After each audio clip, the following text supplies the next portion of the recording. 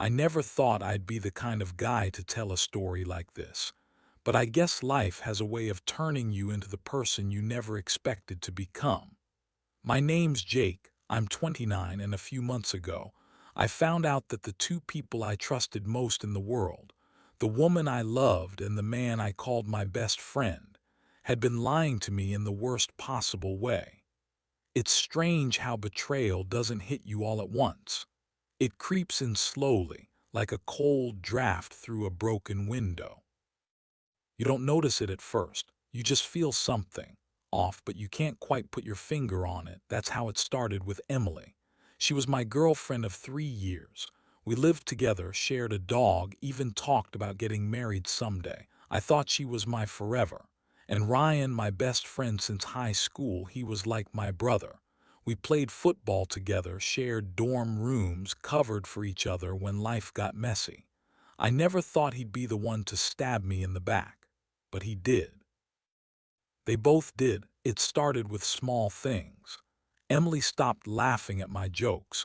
She'd turn her phone away when I walked into the room.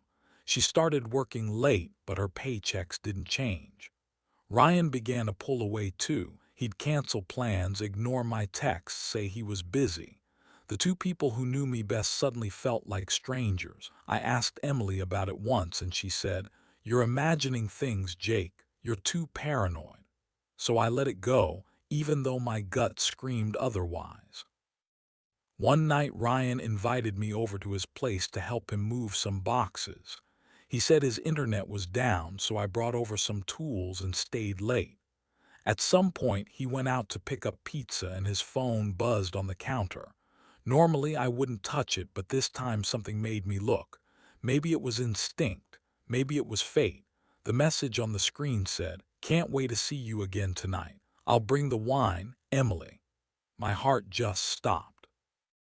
I felt like someone punched me in the stomach. I opened the message thread and there it was, weeks of texts, pictures, and dates. My girlfriend and my best friend had been sleeping together for months. I remember sitting there, staring at the screen, shaking. The first thing I felt wasn't even anger, it was disbelief. Like this couldn't be real. Not them. Not the people I loved most. But it was. I took screenshots of everything, sent them to myself, and then put his phone back exactly where it was. When Ryan came home, I pretended everything was fine. We ate pizza, watched TV, joked around. I laughed when he laughed. The whole time I was memorizing every detail of his face, every lie he'd ever told me. That night I went home, kissed Emily goodnight, and told her I loved her. She said it back. And I swear I've never felt something die inside me so fast. For the next 2 weeks I acted like nothing happened. I needed time to plan. I wasn't going to scream or cry or beg for answers. No, I wanted justice. Quiet, cold, perfect justice. See, Ryan and I worked at the same company.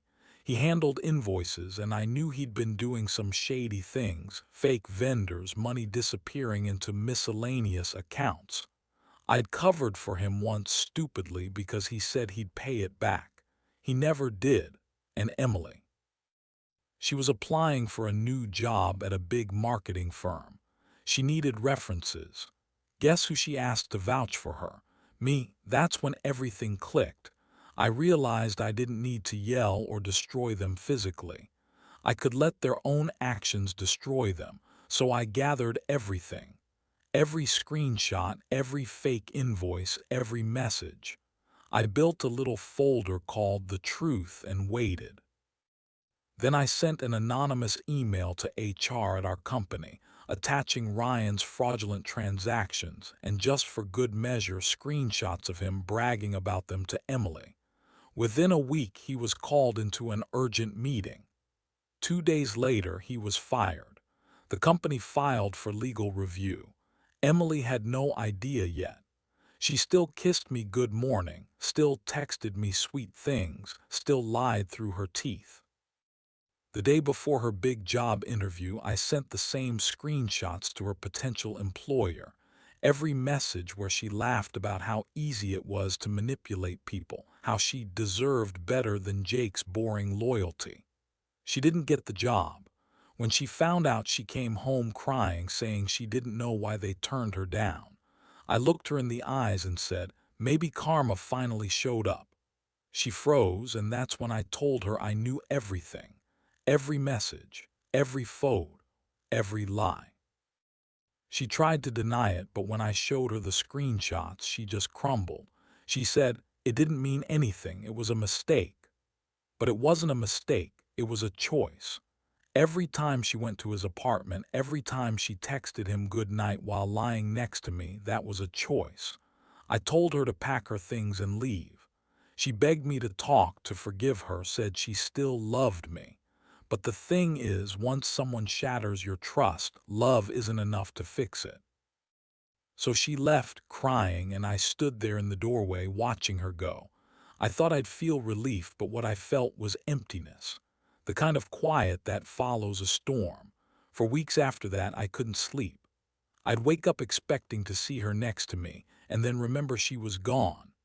Ryan tried to text me too, but I blocked him. Last I heard, he moved to another city and was still jobless. Emily posted some emotional quotes on Instagram about forgiveness and healing. Maybe she's healing. Maybe I am too. I won't pretend I'm some hero for what I did. Revenge doesn't make you whole again. It doesn't fill the hole they leave behind. But it does give you closure. It reminds you that you still have power. I started going to the gym more, traveling, meeting new people. I even picked up painting again, something I hadn't done since college. And for the first time in years, I'm learning to enjoy being alone.